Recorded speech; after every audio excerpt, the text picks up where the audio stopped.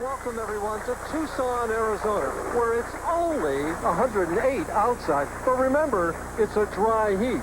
However, inside beautiful golden pin lanes, we're nice and comfortable. Hi, everybody. Mike Durbin here. Working with me once again, PBA ABC Hall of Famer Earl Anthony. And Earl, are you ready to make a comeback out here? Well, I think the left side is pretty good, Mike, but not that good. It's never going to be that good again. The left-handers have had a wonderful week this week. 3 in the top 5. Parker Bohn III qualifying 5th. Ricky 300 Ward in 3rd place.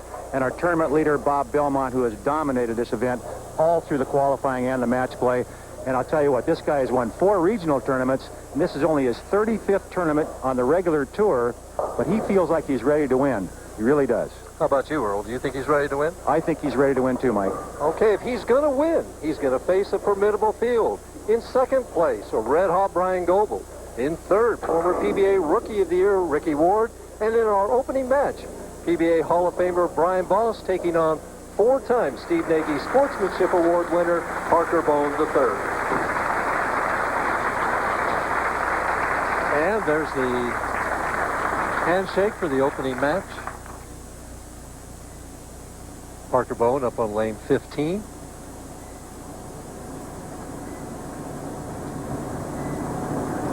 Playing that outside angle, Earl. That critical outside angle, Mike, where if you make even a small error to the left, the ball's going in the channel and you get 0. All the 3 left-handers will be playing right along the edge of the lane, right around the first arrow, basically. But if they give it just a little bit of room, it could be gone. Parker cross lane at the 6-pin. We mentioned at the top of the telecast that it is very hot outside. It has caused us a few problems, and we're doing our best to make sure that these technical difficulties don't interrupt with the telecast. But we'll let you know if anything happens as we go along. One of the best forms you'll ever see in the game of bowling. Brian Voss. Great arm swing. Oh, a little left tap, Mike. What hit it? We're going to take another look at that shot and watch what happens. Here's the form of Brian Voss. Look at this great arm swing. The good, straight, long, free swing from the shoulder. Little timing step going into the slide, the long slide. Perfect balance at the foul line. Here's when you get a chance to find out what got that 10-pin, Mike. It was a 6-pin. Well, Billy Whaley used to say it was the tender touch years and years ago. A love tap. Trying for the quick double. Well, a couple of interesting strikes to start the match with. Well, the scores have been very high all week. The tournament leader averaged about 240 this week, so you can see that the scores are high. We've had 11 300 games. Voss is ready. Speaking of 300 games, between these two players, they have 55 300s between the two of them. Just like that. Well, Parker Bohn has had his problems. Parker Bohn III, I should say, has had his problems finishing tournaments. When he can get to the telecast, but he doesn't seem to be able to finish the tournament. He keeps losing on television, actually losing places. He'll qualify 3rd, end up 4th. Qualify 2nd, end up 3rd. He needs to get that first win under his belt so he can feel comfortable going into the next match, but he's got to have his hands full. Brian Voss is really ready to play. If anybody was relaxed in practice, it was Brian Voss. He was doing trick shots for the audience, things like that. Well, we've got 2 of the PBA millionaires in this opening match as Parker leaves the 3-pin. Voss concentrating. I think he's taking a nap. You really want to know the truth. Brian Voss, nothing seems to bother him. He's just very relaxed. Wake up, Brian. You're up next. Brian, who has won a tournament in each of the past 8 consecutive years, at least one tournament, as Parker converts the 3-pin, needs a win this year in 1995 to continue that streak and try and catch the all-time record holder in that. You happen to know who that guy was? Won 14 years in a row? Who is it? He's sitting right next to me. I did? You Oh, I didn't even realize that. Yes. I thought Don Johnson or somebody. No. Or Dick Weber. 1970 to 1983, Earl Anthony won 14 consecutive years, at least one title. How about that? Well, boy, he had that head pin spinning and dancing and doing everything but knocking it down. Made a little wiggle with his foot out there. He knew that was going to be a problem getting the 10-pin on, but it just didn't work for him. Cross lane here for the 10-pin. Changes balls. No problem. Here's our masking unit cam. Watch the head pin. No love tap this time. Nope. Well, no 300 in the first match. Anyway, $10,000. Is that right, Mike? $10,000 from the PBA? That's correct. For a 300 on our telecast tonight. Brian Voss, fourth frame, leading by 9 pins.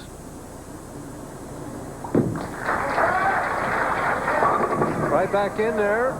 Boy, the 7 and 10, everything was up there for a while. He winds up with only the 7 pin. Ball didn't really hit real hard there. It just seemed like it kind of pushed the pins rather than hitting them. And yeah. It didn't get anything going toward the 7. Everything just seemed to be in slow motion there. Cross lane, again, switches balls right at the 7 pin. Brian Voss has it. He also has the lead in this match, but only by 8 pins. Parker, he'll be back, and so will we, right after these messages. An important study was presented at a national sports medicine conference. It shows that for the sore muscles occurring the day after a strenuous workout, Advil provides superior relief to extra-strength Tylenol. It's strong and fast. If you exercise regularly, you should know that more doctors recommend Advil than any other pain reliever for all types of muscle aches. For next-day soreness, Advil just works better than Tylenol. Advil, advanced medicine for pain. You're smart and capable. People lean on you to get things done. But when you're selling your home, who do you lean on? Call a Century 21 professional.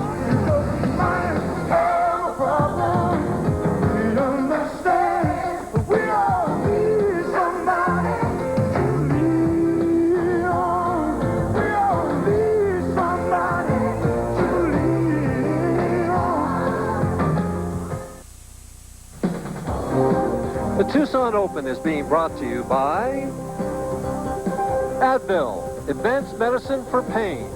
No non-prescription pain reliever is proven to last longer than Advil. Parker Bohn in the fourth frame, up on lane 16, trailing by 8 pins. Right through the heart of the pins, leaving the 2-4. Parker Bohn, another one of the players with the great arm swing, the real fluid swing. He can create tremendous rotation on the bowling ball because his timing and rhythm are so consistent. Gets to the foul line perfectly balanced, gets the ball well out in front of him on his good shots. That one seemed to get down a little early, Mike, and maybe that's what created that early hook, got the ball through the middle of the head pin. At the spare. Wow, that's kind of surprised him, didn't it? I don't think it surprised me as much as it looked like, because it just slid a little more than he expected it to. Be sure to join us for the IBM ATP Tour. It's the Canadian Open with all of the leading qualifiers. Andre Agassi, Pete Sampras, Boris Becker, Michael Chan. Canadian Open is the third oldest tournament in the world behind Wimbledon and the U.S. Open. I had no idea.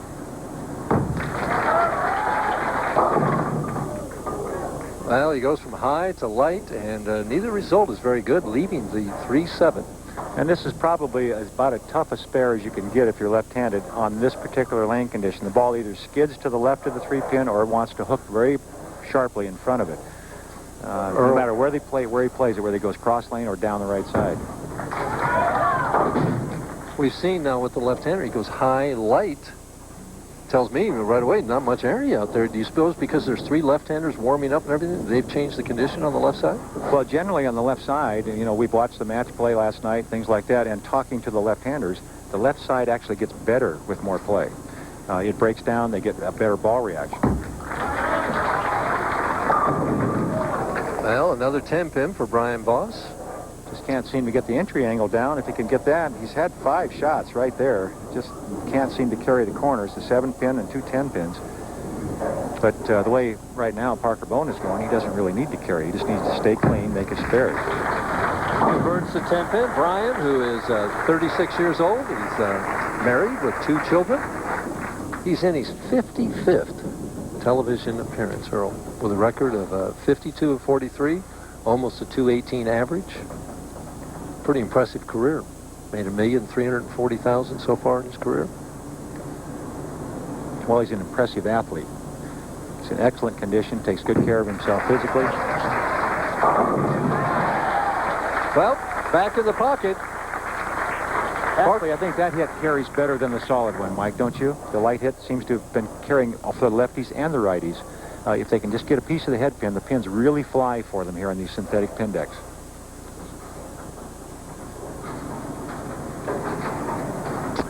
Parker trying for his first strike in a while. Yeah, I think that that you've got the picture there. I mean, I always felt that I was a little better off light. My wife used to argue with me all the time about that, but I'd always rather be light than high. No question. I used to line up for the 6-pin, and if I could leave the 6-pin, I felt I was lined up, and then I would adjust off that. But your ball hit a lot harder than mine. Oh, yes, right, yeah.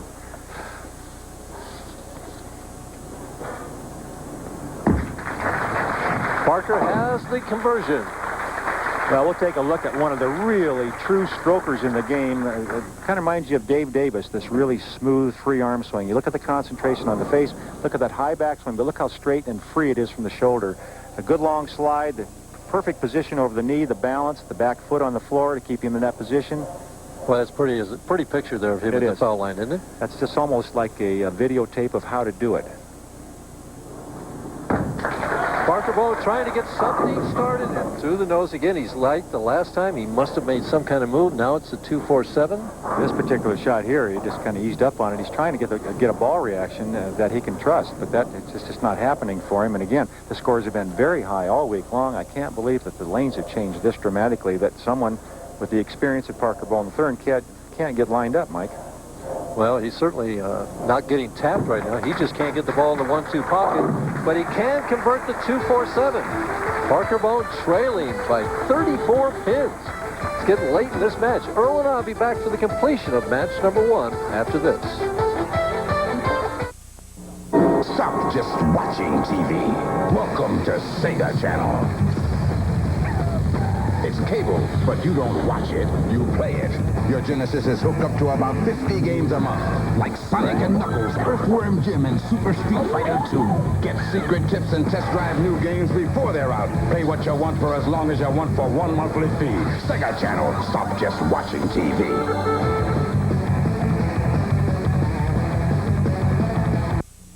When we graduated, Nancy and I were separated by 1,000 miles. But having majored in economics, I found a way to make it work. We both bought Saturns. A long-distance relationship is high maintenance enough. We needed a low-maintenance car. And it had to be economical. Eventually, we decided to do all our traveling together. As Nancy's father said, I'm not losing a daughter. I'm gaining a Saturn. Brian Voss in the 7th frame, leading by a commanding 34 pins, can basically just put this match away here with a couple strikes, Earl. It looks that way. The best Parker Bohn you can expect if he were to strike out would be something in the 203 neighborhood, and that's not going to be good enough unless Voss should really fall apart. And he's been hitting the ball pocket every shot. Well, time he's made a mistake. Suddenly, the 2-8 pops up. Looks like Brian tried to make something happen here. Instead of just continuing to trust his swing and his shot and just let the pins fall if they would, he tried to make a strike happen, and it looked like he moved in a little bit, tried to get a little more on the ball, a little more rotation, and it didn't react for him. Tough spare, 2-8. Got to cover them both with the ball. Is he going to throw it straight or hook it? I believe he's going to go down the left side and hook it. Oh, you got it right. Boy, just did get it. Hold up that 1 foot. What did he say? I don't know what he said, but he's got everybody pulling for him. Here's another look at it. You can see he's really hooked this in there. You don't get quite the idea of how much he hooked it as you did on the first shot, but slowed it down and hooked it across. If that ball had gripped early, it could have hooked right into the channel, Mike. Well, still leading by the 34 pins. It's the 8th frame. Well, Parker Bohn's still in the match, but he needs a minor miracle. Brian stuffs it in there. 9-pin falls very slowly, but it does fall. Is he going to move now, Earl? I mean, get off that outside angle? I think what Parker's got to do is just tighten up the line, square it up. By that, I mean move his feet a little bit left and really throw it hard up at him and at him. And he's very capable of that. He's trying to hook it, and that's why I think he's had problems. Just trying to hook the ball, you know. When you try to hook it, the ball tends over to react. And talking to Parker in practice before we went on the air, he said his best shots were when he went up and at him with a lot of ball speed. Here he sees He's trusting the ball. He's giving it lots of room and hooking it back. And he did strike here, but he almost had the 7-10 also. But it does show his versatility to change the shot. I mean, he is trying something different by hooking it more this time. Oh, he's a very capable player, but he tried hooking it more in 15 last time and hit the nose, remember? A little bit high there, a little more ball speed, too. Only the 6-pin. Maybe the 2 lanes he feels are a lot different. Only he knows. He's the guy that's got all the experience. He's the guy that's throwing the bowling ball. And he's the guy that's basically out of this match. The best he gets, 183. If he strikes out in the 10th, Brian just needs a mark and 2 frames to move on. Face another outstanding left-hander, Ricky 300 Ward. 300 this week. And he only has 7 in his career. Last night, about the 5th or 6th game, he started with the first 9, left a solid 7 in the 10th frame, trying for 4. Well, if he can get one on television, like we said, $10,000 to the player who can do it. Well, he doesn't need to carry this game to win this match. Next game, suddenly, he may be kicking those 10s and 4s out. You never know. The game, as the oil moves just slightly, get a little different ball reaction, different entry angle. All of a sudden, those same hits are strikes. Brian Voss, a clean game, opened with a double, and basically has just kept the ball in play since then. And that's all he's needed to do. Just needs a few pins. Not That's enough. anything that I expected, Mike. I expected us to see a big, high-scoring match. Well, he averaged 240 in this pair. Parker only averaged 216, I think it was. Well, if someone were to ask me, what do you predict for scores for today's telecast, I would have said, well, someone wins it, they're going to have to average somewhere in the 235, 240 neighborhood. That's what I would have expected.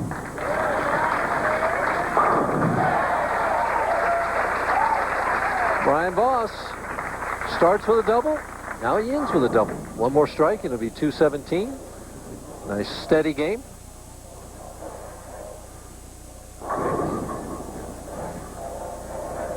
You see Brian Voss standing there swinging his arm with his eyes closed. He's trying to get a feel in his mind and visualize the shot going down the lane before he throws it. The idea being that if you can see it happen, then you can repeat it. Well, a little softer with the speed, leaves a 310. Opening win of 215. Parker trying to finish it off here. And another loss for Parker, who has really struggled on television over the last couple of years. His last 12 telecasts now, he's failed to have a win as he gets it in the pocket for the 7-pin. He struggled getting there, and even when he did get there, he couldn't strike. He made a tremendous move with like 4 games to go last night, or maybe 5. He was 300-plus pins behind 5th place and picked all that up to get to 5th. That's amazing. Sometimes you think that that's a destiny for you, that you're going to go right on through and win, like John Handegard a couple weeks ago just snuck in by 1 pin. Not to be for Parker Bohn this time. Ooh, and he finishes with the PBA washout, the 13647. Is that right? Well, Parker finishes up with a disappointing 167. We're going to have an average builder here on the slide, and it's going to look just like this guy throwing the ball right here. Stay tuned for that. Dad? Yeah? There's something I want to tell you. What is it, son? Well, Dad, you're my dad. And I love you, man. You're not getting my Bud Light, Johnny. For the great taste that won't fill you up and never let you down, make it a Bud Light. Ray, forget it, Johnny. When the bear comes out of hibernation, he sees little, hears less, but his sense of smell is keen. The cool scent of Coast revives him. Then he is friendly and can learn to do tricks. Coast, the eye-opener. When sports cream? When arms are sore. When legs ache. When muscles hurt. Why sports cream? Massaging sports cream in brings fast pain relief. No medicine-y smell. No odor. Why sports cream? Because it works. Emma, seems like we've known each other forever. Yeah, I know. 2 weeks. Will you marry me? 'Cause Emma, I love you, man. Oh, Johnny, you're not getting my Bud Light. For the great taste that won't fill you up and never let you down. Johnny? Make it a Bud Light. Jane? It's Joan. Jane, Joan, whatever. I feel like I've known you forever. Cal's getting closer to the record, while Texas is looking for its first division title since they began playing ball in Arlington. The Rangers face the Orioles at Camden Yards at 7:30. Then, Atlanta would love to gain a little breathing room in the NL East. But out west, LA's going to be in a battle right through September. The Braves take on the Dodgers live from LA at 10:30. The Wednesday night doubleheader. Tomorrow on ESPN.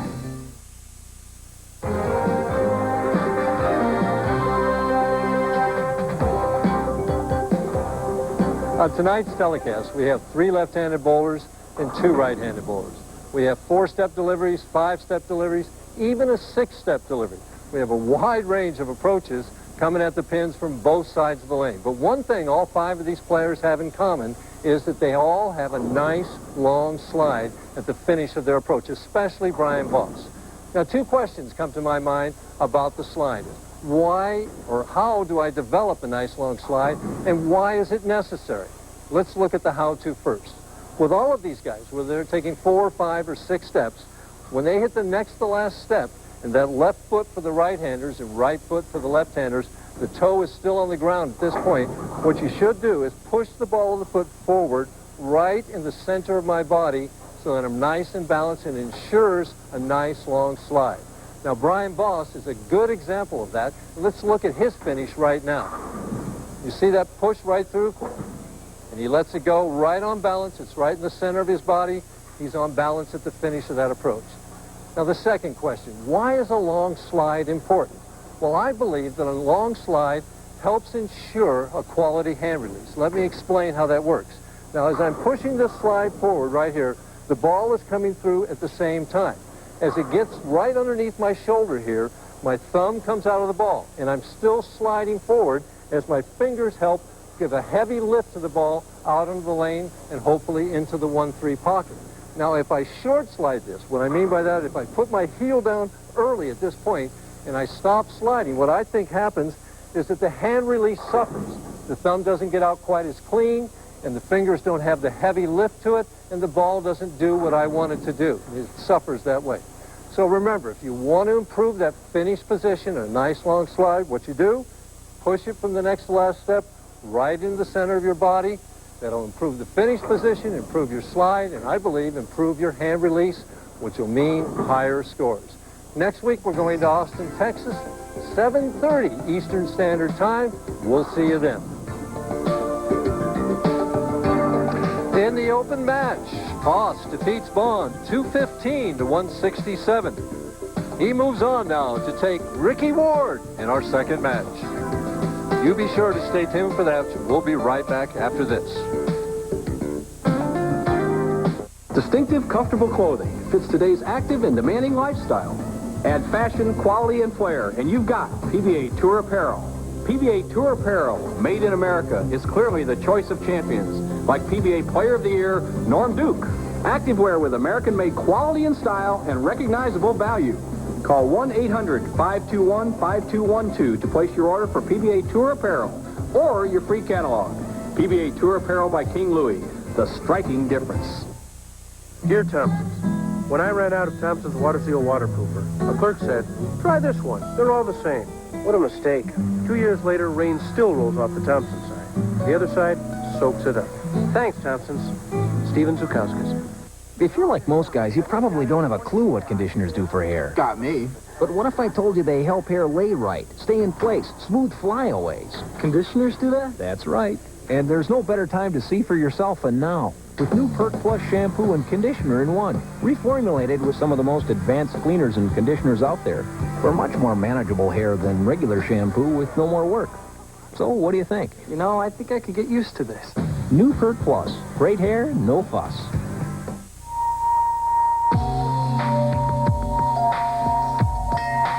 Friday night at 8:30 Eastern, Kevin Kelly takes on Tommy Parks in a junior lightweight battle.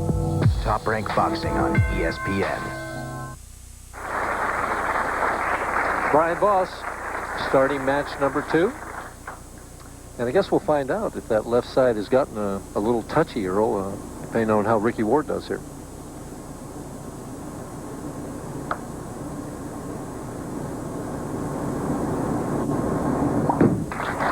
Brian sends it down.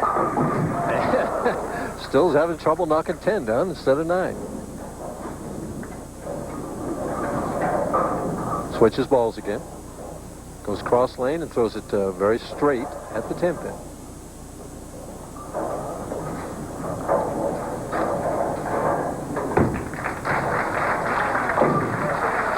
Converts it. And we get our first look at Ricky Ward. Ricky from North Fort Myers, Florida. He's only 26 years old. Still single. And this week, bowled 300 games, Earl. He did, and I think Parker Bohn III just has some problems. I think Ricky's going to find a way to score here, and maybe I'm wrong, but I think he's going to find a way to get it done. 3-9 here. He almost had 3-7-9, which would have been almost impossible. This is a makeable spare, and talking to Ricky about how he plays anything on the right side that is like a bucket or part of the bucket, which this is, he just moves his feet a little bit off the strike line, a couple boards to the left, throws a strike ball, and lets it hook across the lane. Plays it that way. Has no trouble converting it. All right. Ricky, who is wearing one of our microphones, so we just heard him say, all right. Got that nerves out of his system a little bit with the mark in the first frame. That's what it's all about. I think more than anything else for Ricky, it's going to be the first couple of frames. He doesn't make a lot of telecasts. He has to get loose. Brian Voss, a very experienced veteran, as you mentioned, he's been on 55 telecasts or something in that neighborhood. For Ricky Ward, he's still learning. Ricky, this is just his 6th because he leaves a solid 7 in the second frame. He does have 1 victory. Ricky's going to switch bowling balls, go to something that'll not hook. All your spares, folks, all you got to do is hit them. You don't have to hook the ball a lot, anything like that. Just knock them down. The ball will do that if you throw it straight. Ricky cross lane at the 7th pin. That 1 victory was in 1993. The Johnny Petraglia of Brunswick, in North Brunswick, New Jersey. Hall of Famer Johnny Petraglia. His tournament named after him. Left-hander, won by a left-hander. Brian Voss on lane 16.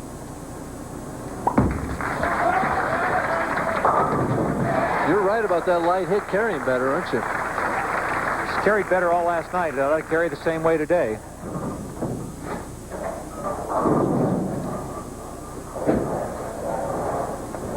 This is Brian in the close of the last match with his eyes shut. What's he doing, Earl? Well, he's trying to feel in his mind, or see in his mind, what it should feel like to make the shot that he wants to make. And he's imaging the ball going down the lanes. And if he can see it, like I say, in his mind, see it going down the lanes, then he can repeat it physically. Wow. He can repeat it, but he can't control the 7 and the 10. You know, it was right here a few years ago that Jess Stayrook, I believe, on this very lane, made the 7-10, and there's been 3 or 4 of these 7-10s made this week. So watch it. Ooh, almost got it up. Brian holds his fingers up. It was that close, he said. Well, he's given an opening to this young guy, and Ricky Ward is taking a little re-rack. While he's doing that, Mike's got a little message for you. Well, we'll do it after. We'll do the message after Ricky throws this shot. Well, Ricky seems to be a little more comfortable now. You can see the concentration on his face. Gets the foul line in good shape, rotates it. I guess there's nothing wrong with that lane, is there, Earl? Okay, it's ESPN's Thunder Thursday. That's Thursday, July 27th, 8:30 Eastern Time. It's the USAC Midget Race coming from Indianapolis Raceway Park in Indiana. Mike Durbin along with Earl Anthony. We're in Tucson, Arizona, Golden Pin Lanes.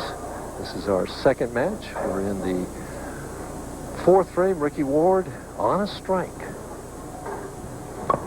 In the middle of the Tucson Open Finals. Whoa! That was the head pin getting that message across. Oh, yeah. Well, that's that rotation, the resin reactive bowling balls, the power that these young players can put on a bowling ball. You see the ball out near the channel. In the last 10 feet, it crosses about 14 boards to get to the head pin, and the head pin goes all the way across the lane. And his reaction, just a little love tap there. Brian Voss trying to recover from a terrible break in the third frame. And now an equally bad break in this fourth frame, leaving the solid 8. And Brian's saying, what do I got to do, guys? You know, he was joking a little bit about the 7-10, but he's not joking about that solid 8. He knows he has to get it going. Ricky Ward is relaxed now. He's throwing the ball well. Brian Voss has to show some strikes now. This is starting to look like what it looked like last night in the match play. The players are getting lined up and throwing strikes. Well, Brian moving to the left lane where he's had success except for the third frame here.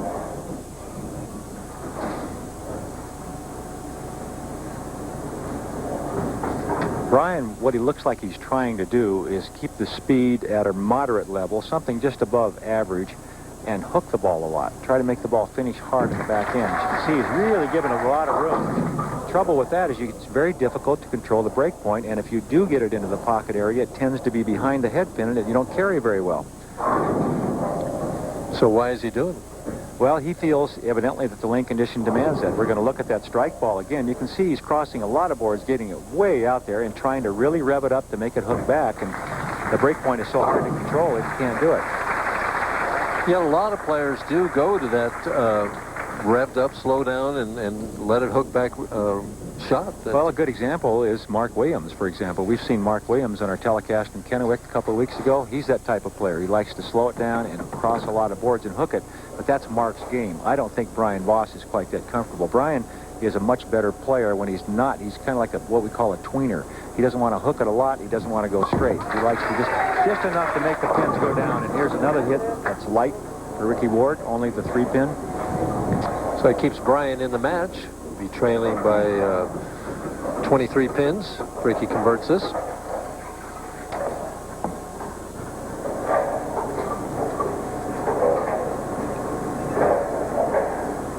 Ricky Ward at the 3-pin should present no problem, and does it. Here's a look at the style of Ricky Ward, a very talented young player. You can see how he stands very upright, feet right together. The 4-step approach, the long free swing. But look at the elbow. The elbow straight down at the floor as the hand goes straight up. That means he's not trying to make the ball hook. He's letting the rotation of his wrist hook the ball instead of force the break point. That's where it should be. The elbow straight down to the floor, the hand straight up.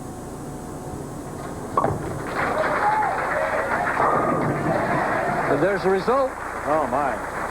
Ricky Ward leading this match by 23 pins. Can Brian Voss come back? Well, when we come back after these few messages, we'll find out.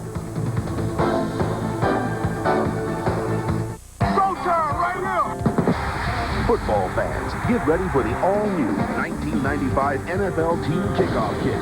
Free with your paid subscription to Sports Illustrated. Just tell us your favorite team. Chargers! Cowboys! 49ers, maybe. And we'll give you an exclusive team video and a fantastic new Sports Illustrated sweatshirt. Your team kickoff kit starts with your official 1995 team video. Find out if your team will thrive in 95. And we got plenty more where that came from. You'll also get an incredible SI logo sweatshirt. Yours free through this exclusive TV offer. Oh, wow. Yeah. Hey, this is great. I'll put it on right now. Call now. Use your credit card and you'll get 54 issues of Sports Illustrated for only $1.47 an issue.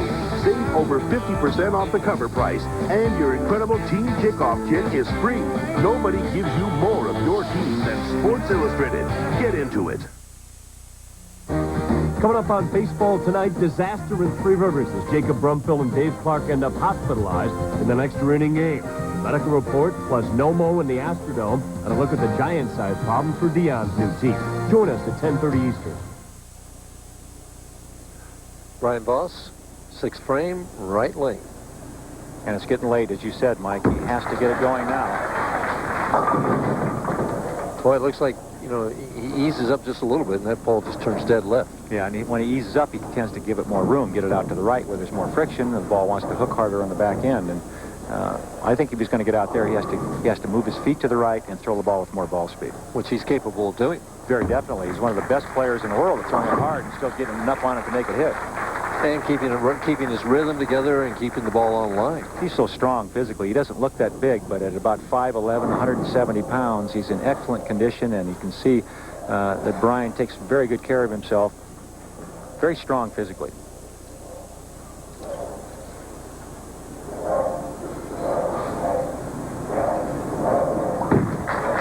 Big hook again. Got it this time. The white hit. It's the only one that's carried for him, Mike. Yeah, that's been pretty reliable, except for that 7-10. Exactly. Ricky Ward, working on a strike, leading by 24 pins, can really hammer Brian Voss with a couple of strikes here. He's only had one strike on this right lane, though, so far. Well, he's left a 3-pin and almost left a 3-7-9. No trouble then. Ricky seeing the opportunity and responding to the challenge. Leading now by 34. Brian Voss not looking quite as relaxed as he did when he was bowling against Parker Bohn III in the first match, because now he's the one having the problems. Well, 160 is not too tough to beat generally. Well, I don't know. Generally, yes. Ricky Ward on a double. Trying for 3. Didn't get the message across this time. Leaves the 7-pin. Keeps Brian Voss in the match. That popping sound you hear is his thumb coming out of the thumb hole as he releases the ball. Here's some of the 300 games, and we see Ricky leading the list with 3 of them. Mike Albee have one. Says all right. He's not too talkative out there wearing that microphone, is he? No, maybe he realizes he's got it on and doesn't want to say anything. Normally, he's quite a little bit of a character. He's known on the tour for telling the worst jokes on the pro tour. I thought they don't know what. No, I won't say that. So I'll restrain myself. Yeah, we're very fortunate again this week, Michael, to have with us doing the statisticians work up here, the stats work up here for us, keeping score. Is Phil Brigner, one of the nicest guys in bowling. Unfortunately, he has yet to win that first tournament, but it's coming, right, Phil? It's coming. That's attaboy. Well, back to 23 pins. If Brian wants to win this second game, and I'm sure he does, he's got to strike here in the 9th frame. The only thing that could go wrong for Ricky Ward is if he gets a little careless on the right-hand lane. Lane 16 has been the one he's had most of his problems on, getting the ball into the pocket area. If he were to give it a little bit too much speed, he could leave that 3-7 or that 3-7-9. Brian Voss, possible 224. Needs this one to set up the 10th. Voss trying to apply pressure, and does, to Ricky Ward. So how will Ward respond? Well, he's ready. He was up at the ball return just as that ball hit the head pin. And here's another look at it. As you can see, the light hit has been the one that's given him the best results. And there you see the head pin go to the sideboard, kick out the 4, 5, 7, and there's Brian's reaction. Always an emotional player. He just wants a chance, is all he wants. Whoops. Something bothered him, and he did the right thing. He stopped. A fly, says. Fly flew in front of him, huh? I think we all heard that. Really? Fly. Looks at the tournament director, says, now don't fine me for taking too much time. Really, it was a fly. He's really a funny little guy. He's no joke. Quite a no bad joke. It was a fly. Oh, and it was a trip 6. Tip 4-7-6-10 is what it really was. Big shot by a young guy here. Strikes in the 9th frame to set himself up for the 10th. Well, this is the second match of the day, excuse me. And here's another look at that last shot. You can see the last 4 pins down were the 4-7-9-10. Excuse me, the 4-6-7-10. I can't even say them anymore, Mike. Just double pinochle roll. Double pinochle. There you go. This is the strike to win the match right here. If he strikes here and gets any count like 8 or 9 on the next ball, he's a winner. Ooh, yes, he says.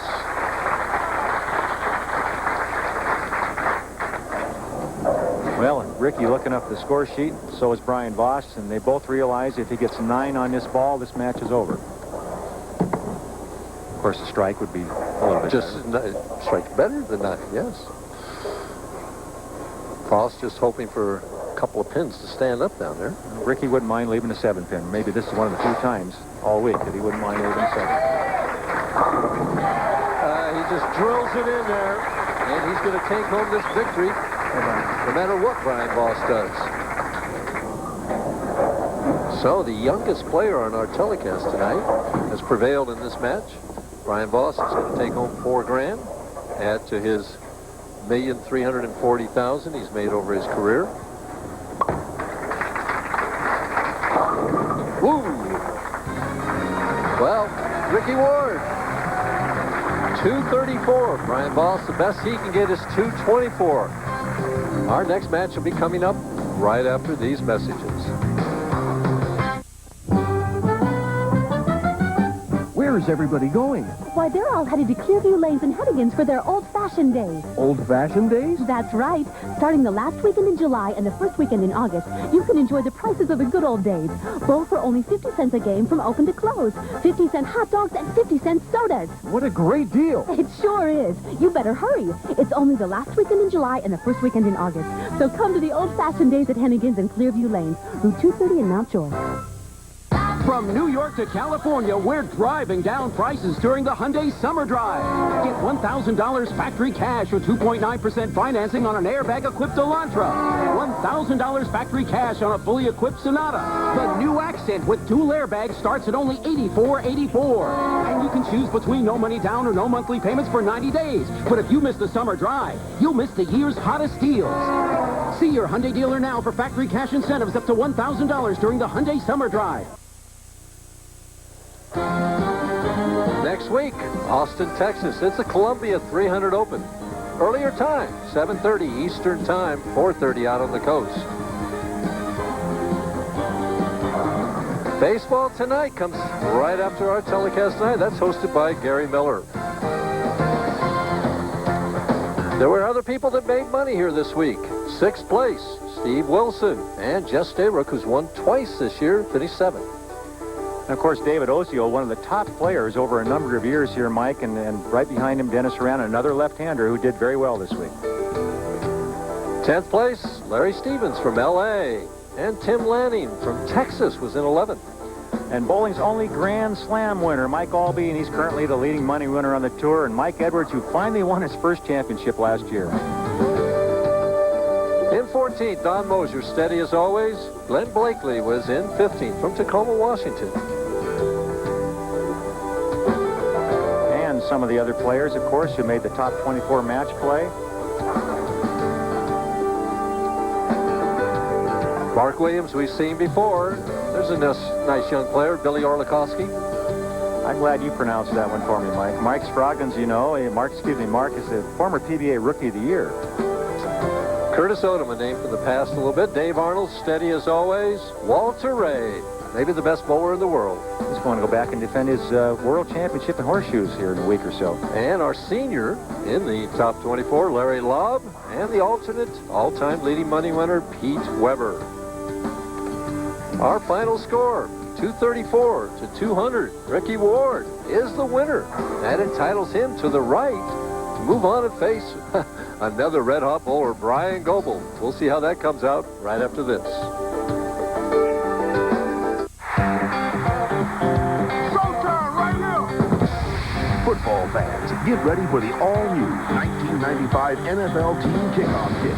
Free with your paid subscription to Sports Illustrated.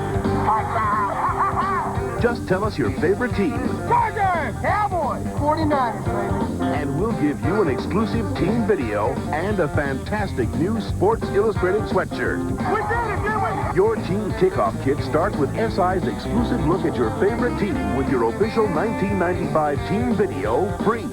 A free Cowboys video? I get a free Jets video. Dolphins video? Tell me more. In your team video, SI will take you behind the scenes to give you an up-close view of football from a different angle and let you know if your team will thrive in 95. And we got plenty more where that came from. Then hold on, because there's also an incredible Sports Illustrated sweatshirt coming your way. Oh, wow. Yeah. Hey, this is great. I'll put it on right now. This authentic SI logo sweatshirt is yours through this exclusive TV offer. And you won't believe it's free. Free? Free? I don't believe it. That's fabulous. It's free when you order 54 issues of Sports Illustrated, including a spectacular pro football preview and, of course, our famous swimsuit issue for only $1.47 an issue. You save over 50% off the cover price. Use your credit card for quicker delivery. I ain't gonna be denied. It's an unbelievable package that no real fan can be without. Football, football, football! I love football. Call now and get your official team video and authentic SI sweatshirt free. Let's get some, baby. From preseason to the Super Bowl, you'll really have your team covered in 95 with Sports Illustrated's amazing kickoff kit. I want it. Where do I get it? I want it. I want it. Nobody gives you more of your team than Sports Illustrated. Get into it. Coming up on baseball tonight, disaster in Three Rivers as Jacob Brumfield and Dave Clark end up hospitalized in the next inning game. Medical report plus no-mo in the Astrodome and a look at the giant-sized problem for Dion's new team. Join us at 10:30 Eastern. Joining us for the third match tonight is the 1992 winner of the Tucson Open, still living down in Florida. Welcome, Bob Belmont. Glad to be here, Mike. Bob, you made the telecast in 93. You won in 92. You always bowl well here in Tucson. How'd you do this year? Well, I struggled a little bit this year, you know. This week, the lanes were relatively pretty tight, and it was an inside shot, so I thought I was going to bowl pretty good, but it just didn't turn out that way. Well, what do you see happening out here now? I think you'll see a real competitive match between Brian and Ricky. Brian's probably going to be playing right around the fourth there with a tight swing, probably banking around 10, and Ricky's going to be pretty steady. You know, he bowled really good yesterday. Really good. Really good. I mean, a lot of 300 games this week. I think he actually shot 380 over with a 120 game yesterday for 8 games. A 120 yes, sir. game? So even when they're bowling well, they can still pop up with that bad game. You never know when they'll pop up and get you. Ricky Ward opens the match on lane 15. And we've seen that before, the old solid 7. Earl, you stirred at that a few times in your career. Yeah, I've seen a lot of those. Enough to build a couple of houses, I think, Mike. He shouldn't have any problem with this. He's one of the better spare shooters on the left side. Throws it hard and straight, uses a lot of the lane. And we saw him practicing it in the practice session. We kind of teased him about it. Steve said you plan on leaving a few of those. Bryan Goebel, 6 steps, won 4 times last year. Just been bowling great for the last couple of years. Yeah, he's really blossomed as a player out here. You know, he had 2 titles real early in his career, and he really bowled well last year in 93. Well, you said that. If he played a little tight inside as he trips the 4 to open up with. Yeah, Brian has a real good style here. He hooks the ball quite a bit for a guy with such a smooth delivery. You'll see his arm swing going into right here. Perfect timing. Real loose arm swing. Followed through great with the shot. Right on balance. And just a little high, but he wanted to give us a variety of pinfall there. With that loose arm swing, he has a tendency to carry a little better. Trying for the quick double. Leaves the soft 10. You know, Bob, I noticed something in Brian's approach. He seems like he tends to walk from right to left. What's the reason for that, you think?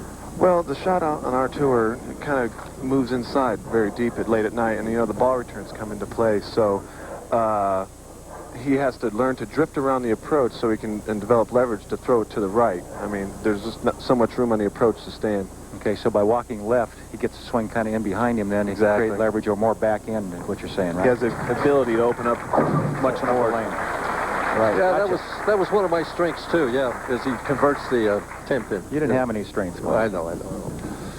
I could make those 10 You had an accumulation of weaknesses that worked well together. Sorry about that. I just couldn't resist. I shouldn't stop feeding you lines like that. That's right. All right. Ricky Ward, ready to go here. And I'll tell you who's a real happy man right now. That's his coach, Rusty McMullen, who's Ricky owes a lot of what he's done, too. He feels that he's been the one that's got him this far. As he trips the 6 in the second frame. Even match with 2 frames. Give you an idea of what they're playing on. We have 32 feet of oil, and it's been pulled to 41, and then we're playing with some AMF pins that are 3 pounds, 7 ounces. Sure don't act that way, do they? No, the way these guys roll the ball, and nobody rolls it any better than the guy sitting right between us here, Bob Belmont. You can get as many revolutions on bowling balls as anybody I've ever seen in my life, Bob. Well, they come into play sometimes, but you got to keep that big ball tamed down a little bit. Another solid 7. So do you kind of look at yourself that maybe you're the John Daly here of the bowling tour, that big hook and have to control it a little bit? I'm sort of like John Daly with a John McEnroe attitude, sort of. I say, okay. You got John on the brain there, okay. I'd like to hear you explain that. Now, what do you mean by that attitude? Well, I just can't stand to lose, and John McEnroe was such a great competitor all throughout his career. If I could do half as much in bowling as he did in tennis, I'll be a permanent star in this sport. Oh, you have the ability, Bob. It's just a matter of getting it really under harness, maybe a little bit, huh? Especially with these high-power bowling balls. Yeah, I get the most revolutions on tour, but it all matters in striking right now. So I've been developing a style to cut back a little bit. Well, there's an unusual leave on that hit, huh? 5, 7, and 10 were up there for a brief second there. Here's another look at it, Bob. Kind of explain what happened here, would you? Well, we're playing so far inside that the oil that we're trying to play here is feeding the ball to the right. It's not really going to drive that hard. We're relying on the light hits in this tournament. Cross lane at the 10 pin, no trouble. This week, the PBA lane maintenance put down a pattern that was kind of like a Christmas tree a little bit, didn't they? Yeah, that's like a 3-stage oiling process. They first do the heads, and then the pine, and then the back ends. And for our audience out there, the heads are the first 15 feet of the lane, and the pine is the next 15 feet, or next 20 feet of the lane, and then the back ends from there, from 40 feet on. And for those of you who may not have noticed already, we're bowling on synthetic lanes, synthetic approaches, and synthetic pin decks. Brunswick System 2000. The 4 and the 9 were up there for a split second, but the 9 pin went out, leaving a relatively easy spare. Brian was on the telecast 2 weeks ago in Kennewick, Washington against John Handigard. Started fast with 6 in a row and then kind of just never got it together the last half of that game. And right now he seems to be just close to the pocket but can't double. At the 4 pin. What do you think has happened, Bob, down there, down the lane? Now, we've seen big scores all throughout the tournament. I watched the last 8 games of match play last night. Big numbers. Why aren't the players scoring better on 15 and 16 than they are right now? I was talking to my roommate, and he said the lanes were breaking down at a very quick rate. He's already moved inside 5 boards from where he played the whole week. You're going to see guys trying to swing, open up the lane a little bit more than usual. They're playing much more down and in. There's the old messenger coming across to get that 7 pin again. Ricky Ward with a strike in the 4th frame. Top Rank Bank Boxing this Friday night. We've got Aristide Clayton, 12-0, going against Alejandro Sanabria. And here's a look at Ricky Ward's shot. There's the old message. Love it when that head pin comes across, right? That was one of the key breaks of the whole week, is the ability to carry the light hit. The solid hits were bringing a lot of 10 pins or 7 pins. For the double. He looks like he's gaining confidence as the game goes along. He's really looked like he's loosened up a lot since the start of the match. This guy, though, just exudes confidence, Earl. I mean... Well, he's that type of player. He's a thinker. And the thinkers are usually the guys with the most confidence because they consider everything in advance, and so they've already decided what's going to happen before they release the ball. Well, he made a right decision there, didn't he? Well, that's the way this game, excuse me, Bob, that's the way this game should be played. You make your decisions on the bench, you get up there, and then you make the shot. The more time you stand there thinking about it while you've got the ball in your hand, the less apt you are to be relaxed and make a good shot. Goble trailing by 12 pins. Double puts him right back in the match. Psychologically, I kind of think this is a big shot for him. Oh, no question about it. It also puts a little pressure on Ricky Ward. And perfect. Can't throw it any better. Well, we've got a tight match here. Only 2 pins separate him. 4.5 frames to go. What'll happen? Well, make sure that you come back to find out right after this. First, we gave you Jock Rock. Y'all ready for this? Now, ESPN and Tommy Boy present Jock Jams. The hottest crowd-pumping sports jams of all time. Pump up the jam, pump it up, while your feet are stumping. Yeah. Jock Jams, available at record stores everywhere. Yeah.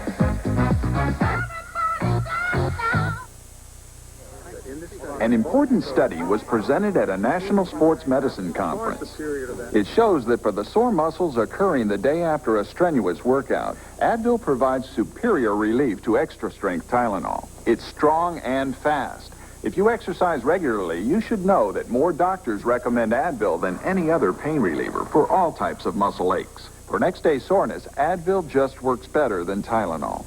Advil, advanced medicine for pain.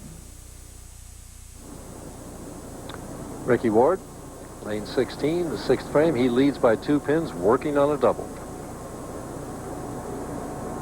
Well, both players seem to be lined up, and both players look confident. And right now, it just looks like who's going to carry the corner pin, huh, Bob? Exactly right. I think Ricky Ward would be a pretty... Oh, look at that. We've seen this several times. Of course, Parker Bohn in the opening match left some kind of a combination of the 3-pin. Ricky Ward has done that a couple times in his match against Brian Voss. And this is the first time, of course, in this game, but this spare doesn't get any easier each time you leave it. There's a lot of ways to miss it, not too many ways to make it. He's going to shoot it again off his strike line and try to hook the ball into it cross lane. With a conversion, it's an even match. That's where we're at. Through 6 frames, we're all even. But that was a chance for Ward to answer back to Bryan Goebel's double, and he didn't do it. So psychologically, edge with Brian? It's coming up to the end of the game, you know. Even with the score of what it was going to be, whoever struck out was going to win the match. So I'm sure that's still in Brian's mind. He wants to throw the next 2 and really put the pressure on Ricky.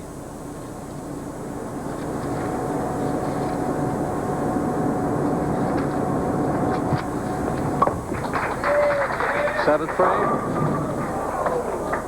Message didn't come across, leaves the 7th pin.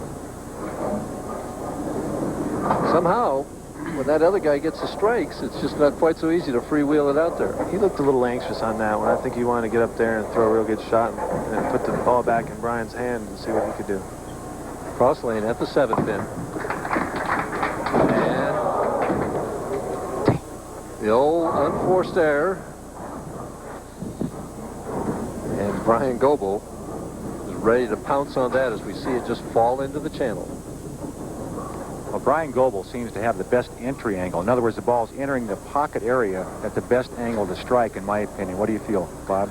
Yeah, in this type of pattern, you want to keep the ball real tight. So I think Brian's really playing the lanes really well. The 9th pin was up. We had several pins dancing to knock it over. I like the rotation he has on the ball, too. It's a heavy forward roll instead of the side turn. Here's another look at it, Bob. This goes down the lane. He goes right through the shot very well. That's how it keeps the ball on a forward roll. Until the more you get the ball onto the side, with more side roll, you're going to get more of a skid hook reaction. He wants to have a nice heavy roll. There we see the score. Goble on a turkey, leading by 22 pins. It turns around in a hurry. Can make it 32 with one more here. Perfect.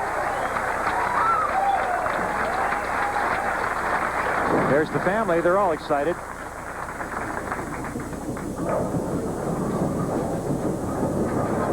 Well, those are, oh, you got bowling pins and balls on his socks. I'll tell you what, he's dressed for the occasion, right? Definitely has bowling on his mind. And on his feet. And on his feet. Both ends of his body. Well, he's just a bowler head to toe, I'll tell you. Well, Ricky Ward, still a possible, even though he missed a 7-pin, possible 226 score. And that would keep Bryan Goebel thinking he's still in the match. Only if he strikes here, though, right, Earl? He must strike here, and the match is basically over.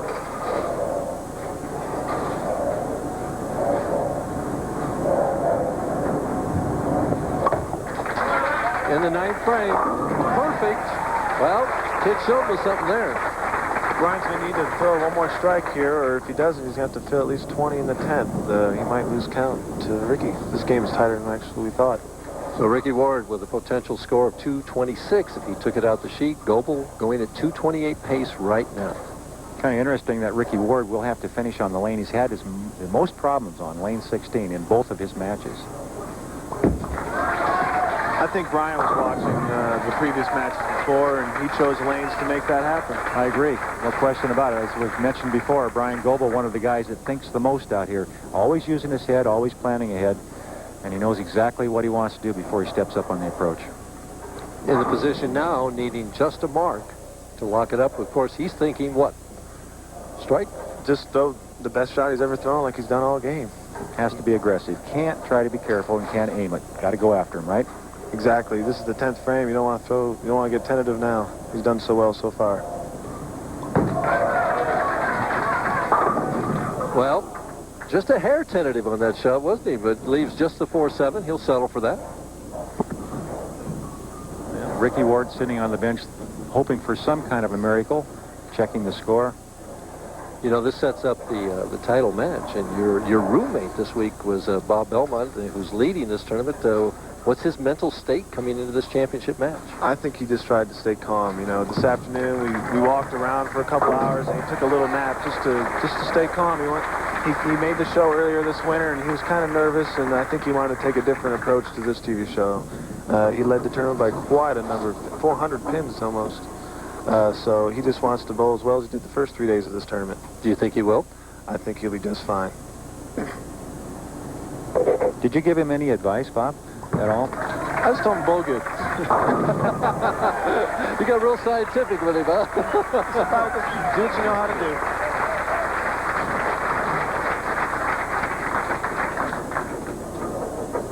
Well, that's a pretty fair game by Bryan Goebel, who, in my opinion, up to this point, has made the best shots of any of the guys on television. He's lined up the best. He's got the best entry angle.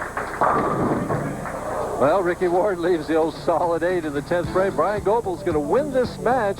We'll be back with Championship Frame after this message. Be sure and stay tuned. Should a trucker smell like honeysuckle? Yeah, right. That's why Ivory has no heavy perfumes, no dyes, no deodorants. Because you're sweet enough just the way you are. Ivory, the clean. New from Thompson's. Thompson's Wood Protector Deck Finish with natural golden toners to renew lost color and powerful 3-way protection from water, sun, and mildew damage. Thompson's Wood Protector Deck Finish. Lasting beauty and protection all in one. First, we gave you Jock Rock. Y'all ready for this? Now, ESPN and Tommy Boy present Jock Jams. The hottest crowd-pumping sports jams of all time. Pump up the jam, pump it up while your feet are thumping. Yeah. Jock Jams, available at record stores everywhere. Feel the power of a Thunderbolt. Well, Thunderbolt went 32 yards further this hole, and it's in the fairway. Well, that was good for about 250 or better. I hit it straight, I hit it long, and it looks like I got another 20 yards. Thunderbolt gives you greater distance and better accuracy. This is the first time I've ever been able to put the ball where I think I want to put it. I'm hitting it long and it's going straight. I'm having a great time with this club. Whoa. That one was awesome. And I even had a little draw on it, too. Hello, still going. That was a good one. Thunderbolt will take 5 to 10 strokes off your game or your money back. It feels nice. Bigger sweet spot. If you miss it, if you're off the sweet spot a little bit, it seems to get out there anyway. I'm swinging exactly how I do with my other clubs and getting 25 to 50 yards more. I was at least 75 yards past what I'm normally hitting. To order the Thunderbolt driver or a free video, call now. Now it's time for Championship Frame. Take a look at the key shots of the opening 3 matches. In our opening match, Brian Voss needed to strike, Earl. Well, and Brian Voss, under pressure, is as good as they get. The good free arm swing that we've talked about before, got the job done. He wound up in that match, as we see him finishing off that strike, winning it over Parker Bohn, 215 to Parker's disappointing 167. That entitled him to move on to face Ricky Ward, where his fortunes weren't quite so good. Ricky Ward now is in the 10th frame. Well, everything turned around. It's just the opposite setting. Ricky Ward needing the first strike in the 10th to really set this one up and get it over with so he could advance, and that little light hit him thin, watch him spin shot, and his reaction. He wound up winning 234 to 200. So Brian Voss' quest for winning 9 years in a row have to be delayed for a while as Ricky Ward now moved on to take on Bryan Goebel. He's in the 9th frame here, Earl. Ricky Ward had his hands full. Bryan Goebel, again, with the best entry angle so far, getting the ball into the pocket area, the best of anybody. You see that heavy end-over-end roll, perfect strike. And he likes it, yes. Bryan Goebel wins our semifinal match, 236 to 203. And we want to take this opportunity to thank Bob Vespi for joining us. And any predictions in this championship match? I've predicted it'll be a real good match. Bobby looks real loose out there, and so does Brian. So I think you'll see a couple of 240 games this match. All right, well, we're going to let you go, and you can go down and root for your roommate there, because we TV guys, we're not allowed to root, okay? Thanks in our Mike. next match, it's our championship match. Bryan Goebel, he looks ready. Bob Belmont, he's looking for title number 1. Stay tuned. Thanks, Bob.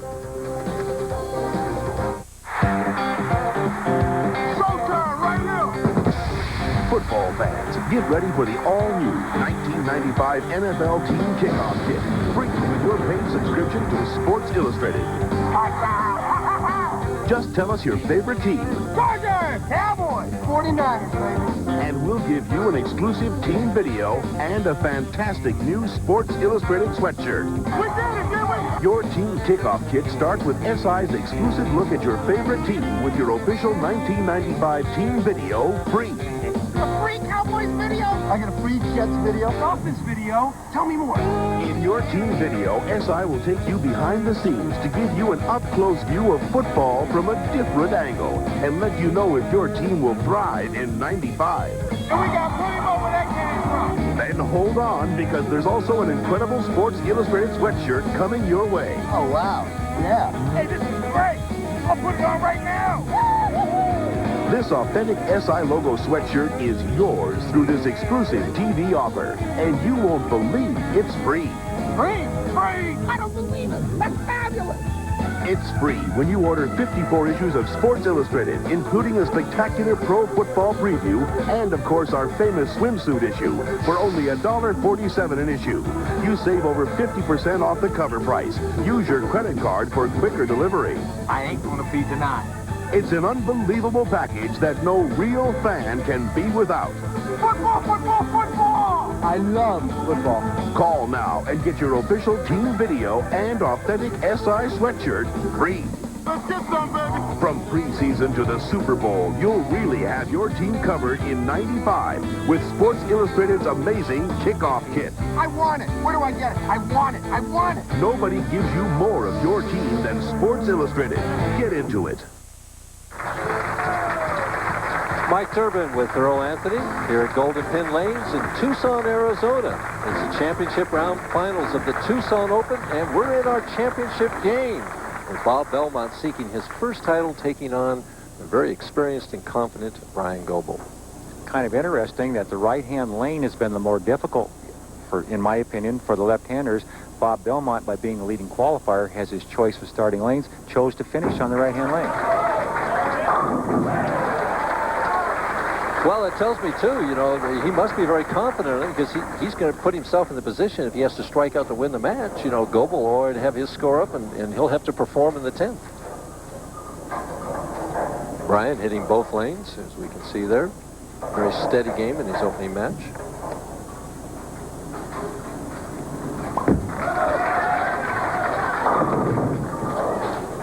Entry angle you keep talking about, that one just broke a little bit early. Yeah, he's going to have to parallel probably to the left a little bit. In other words, move his target and his feet about the same amount toward the center of the lane where there's a little bit more oil, get the ball to skid a little bit farther. As he continues to play, he's probably moving the oil. He's a very accurate player. I'm sure he's hitting the same part of the lane time after time, and he's moving the oil away from there. He likes oil inside of his target. Oh, major mistake in a championship match. It's just hard to understand how that can happen, but it does happen. So, I mean, you're always talking about him being a thinking player. Is that one time when he kind of fell asleep? It looks to me like he did, don't you think? Yep. We're going to take another look at that shot. He obviously is balanced, got the ball out in front of him, no problem.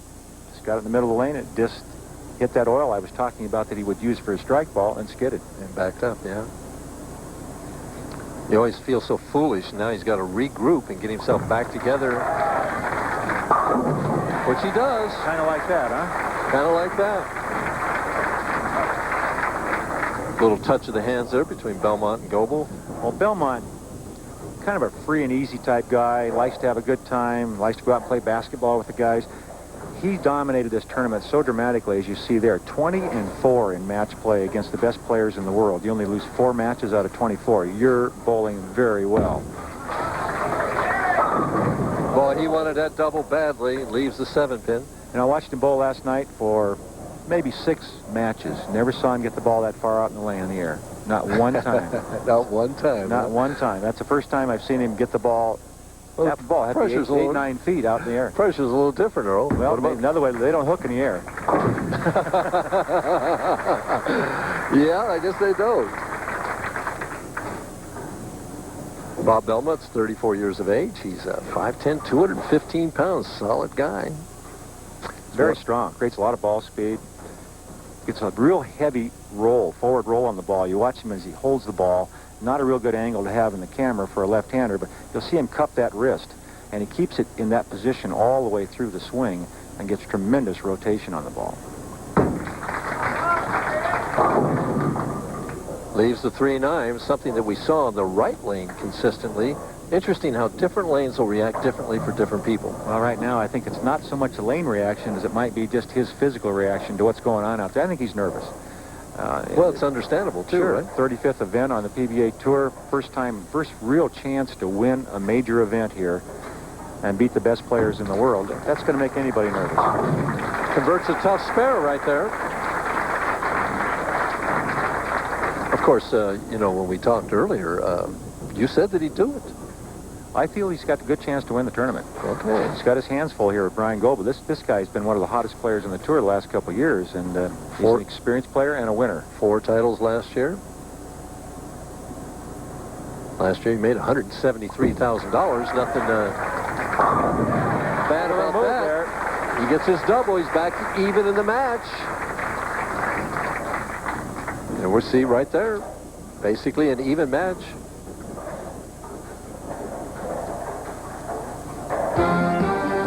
Next week, don't forget to join us, 7:30 Eastern Time. That's Tuesday, August 1st for the Columbia 300 Open from Austin, Texas. After we finish, stay with us for Baseball Tonight, hosted by Gary Miller. Trying for 3. Ooh, the 8-pin almost stood, but it didn't. Well, now we find out what the rookie is made of right here, because Bryan Goebel, the experienced veteran, putting pressure on him, he has to respond.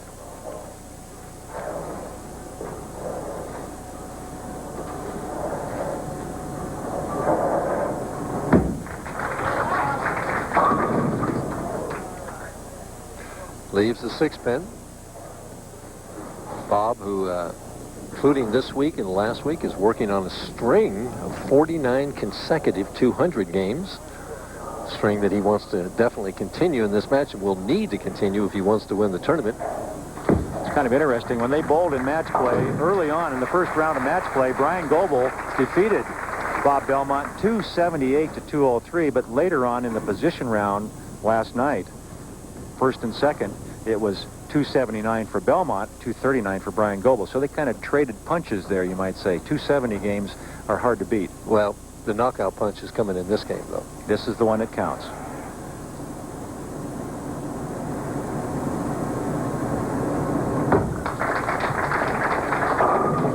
And there's the old strike. There's John Belmont, Bob's father. I'm sure that his heart's beating rather quickly right now, too. Bryan leading in this match by 12 pins. Wants to take command of it right now. Well, he made a move on this lane last time. He moved a little deeper, kind of softened the ball up and hooked it a little more, which could be dangerous. Got the job done. When he starts striking, I don't think there's anybody that carries better than he does. No, and especially, again, the light hit has been the most dramatic carrying hit here all week long. And the way these guys rotate a bowling ball, they get so much power on it. If they get any part of the hit pin, they always have an opportunity to strike. And the solid hit seems to be the one where they cringe a little bit. They're afraid they won't carry maybe the solid 8-pin or the solid 9-pin. For 5 in a row. And a 32-pin lead. What a great shot that is. With his approach. The old equalizer, the solid 10-pin, stops his string of 4. Gives Belmont a little hope if he can get a string of his own going together here. Bryan Goebel kind of sneaks up on the pins there. You notice he takes that 6-step approach, and the first 3, nothing happens with the bowling ball. just kind of creeps up on the pins, pretends like they don't know he's coming, and then he gets the job done. Cross lane for the 10-pin.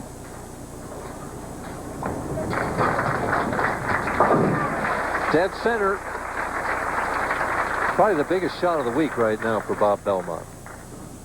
Trailing by 21 pins. Get it within a mark if he can strike right here. A lot of frames left, and this guy threw a lot of strikes all week long. Taking a little more time here. Boy, he got it out on the lane like you talked about before, and it ran high, leaving the 247. Yeah, he's really kind of lifting up on the ball, whereas when I watched him before, he was extending through the shot. When I watched him in match play last night, when he was successful, he was extending through the ball toward his target. Now he's lifting up on the ball and lofting it, and that creates a lot of back end or a lot of hard-hitting power, but if you can't keep it in the pocket area, it's not good. We're going to take a look at what Earl was talking about here. Here it is, Mike, and from the side, this is a great angle. You see his backswing, the cupped wrist. Here he comes through at the bottom, and you can see the ball still in his hand, and it's up in the air, way up in the air. It's actually leaving his hand going up. So what should he be doing? And look how short the follow-through is. Did you see that? Well, he's got to stay with it longer down the lane toward his target, I believe. He's got to chase the ball with his hand rather than throwing it off his hand.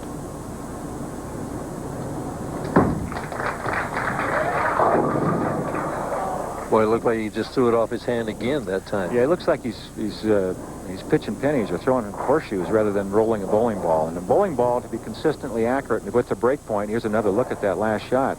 Again, he'll get rid of it on the upswing, and it's almost like he's trying to make the ball hook a lot more than is necessary rather than rolling it. What made him successful this week and dominate the tournament was the fact that he could roll the ball up to the pocket better than the other players. Well, in fairness to him, I understand that the lanes on the left side are hooking more today, that he's moved further right than he's moved all week long. Maybe he feels that he has to do this to try and adjust to what's there. Oh, I'm sure that in his mind there's a very good reason for it. We're just kind of back here guessing, and that's all you can do. Bob Belmont knows his game much better than we do, and so he knows what he's trying to do out there. Here's a guy that's really on top of his game. He just throws ball after ball in the pocket, leaves the soft 10 this time. Well, as long as he doesn't strike, Bob Belmont's still in a match because he hasn't made the mistake of getting an open, which would have dearly cost him. At least he's staying clean, he's filling frames, making his spares. And Bryan Goebel, in order to defeat him, is going to have to throw a couple more strikes to lock this match up.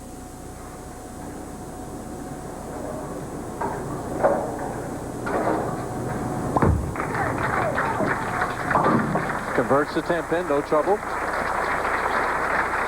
And we see the scoreboard right now. Bryan leading by 22 pins. 7 frames are completed. We're down to the 8th, 9th, and 10th. A look of determination on Bob Belmont's face. See some doubt in those eyes, though, too.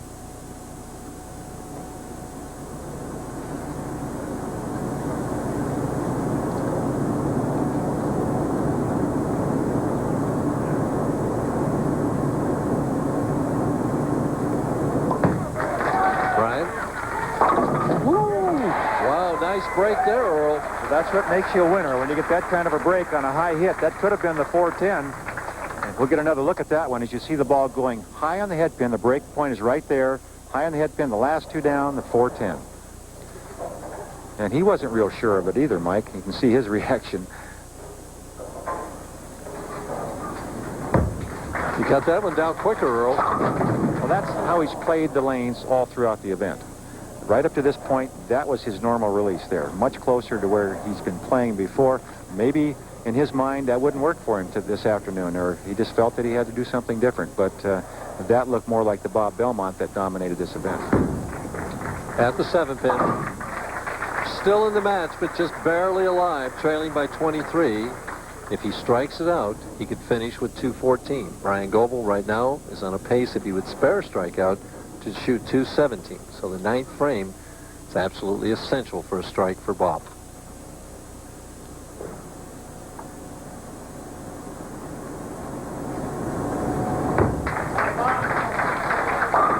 And maybe makes his best shot of the match right there, Earl. That's right, and his reaction, you can see he's very thrilled with that one.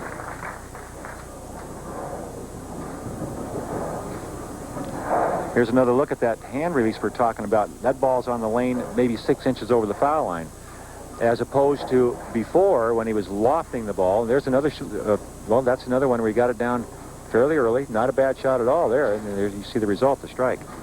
Bryan Goebel trying to lock it up. Perfect shot. Now he just needs a mark. He's in the 220s. Bob Belmont knows the situation. Nothing he can do except sit and watch. Change chairs, but I don't know if that helps. He led this event by 343 pins over the person in second place. And that's domination. And it's unfortunate when you lead by that much that you're going to lose, but that's what bowling on the tour is all about. It makes a man out of you in a hurry. Well, you certainly would know about that. I don't know how many times you did that. For the win.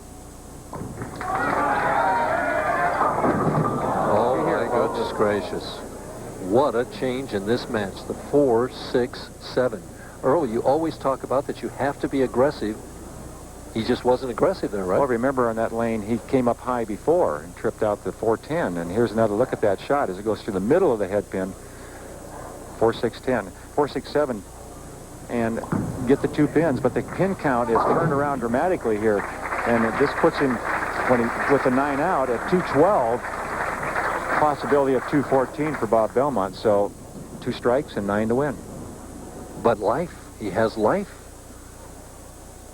He has an opportunity where he had no opportunity before. 2 and 9 to win.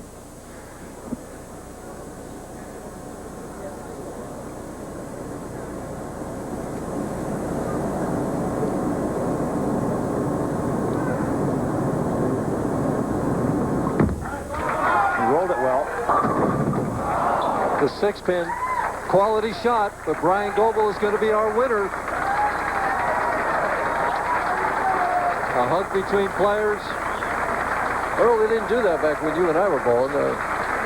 Well, it was kind of an emotional match for Bryan Goebel. He wanted to win it very much. And, of course, Bob Belmont, who dominated the event. I've said that several times. He's an emotional type guy and a very good sport. These guys are playing for a living, though. They're playing for a lot of money, and sometimes it hurts a lot. And we have a little malfunction of the machine right there. Bob Belmont stops. He was going to time it as the sweep would come back up, and it didn't come back up. So we're going to have to fix lane 16 so Bob Belmont could throw his final shot of the match. It did lighten the atmosphere around here a little bit. Right now, we have probably about 5 or 6 mechanics in the back there hurrying around.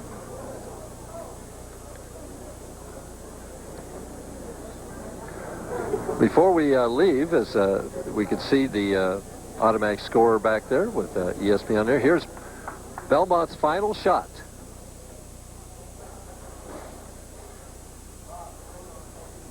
His reaction. And Bryan Goebel's reaction. One of relief. We'll be back to talk to Bryan Goebel right after these messages. The stars of NHRA Winston Drag Racing into New Media Raceway, where the Winston Drag Racing Series Point Meet. July 28, 29, and 30. NHRA's past compete for over $100,000 in prize money. Funny cars and dragsters will shake, rattle, pop, and smoke down the quarter mile. Friday, time trials and qualifying begin. Continuing Saturday. Sunday, it's no holds barred with 8 classes of fire, smoking, high-flying elimination. Gates open 8 a.m. each day. New Media Raceway, Route 42, 8 miles south of Bloomsburg, PA. Be there.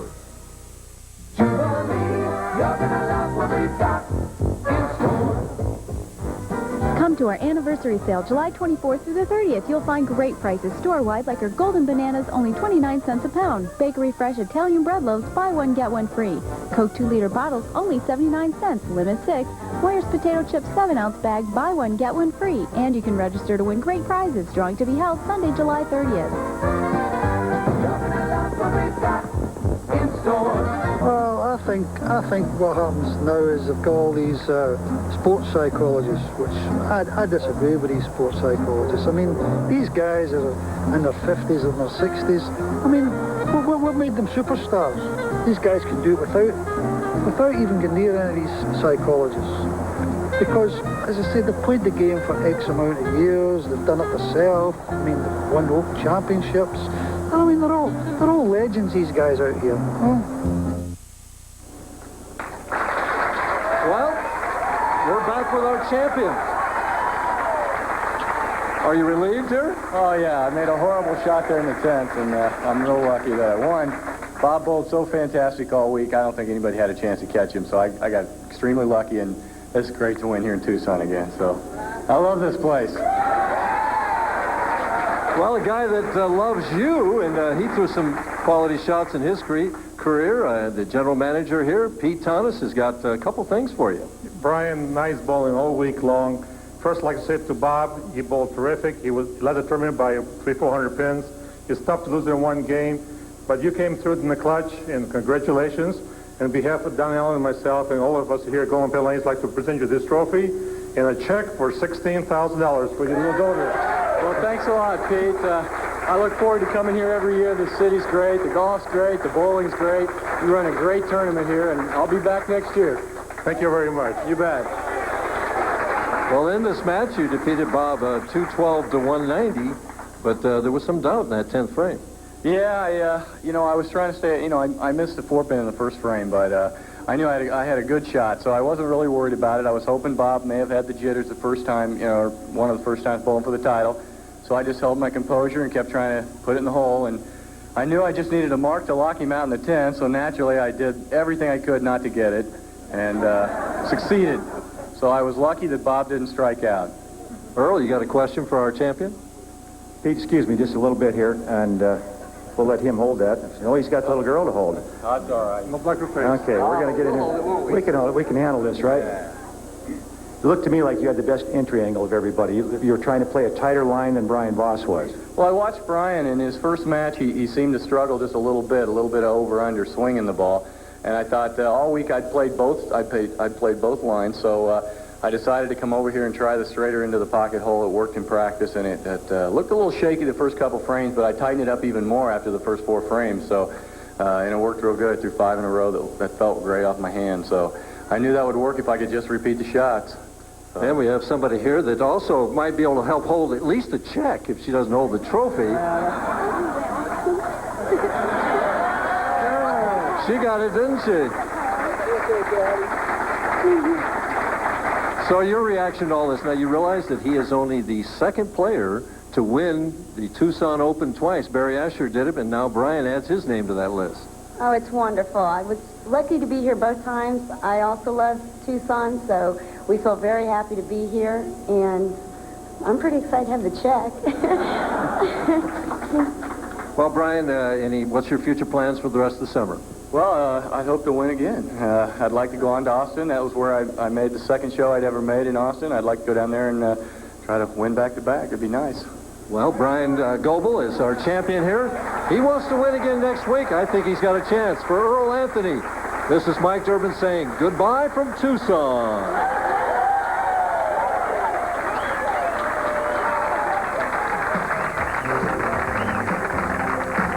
Be sure to join us next week in Austin, Texas for the Columbia 300 Open, 7:30 Eastern Time. Coming up next is Baseball Tonight.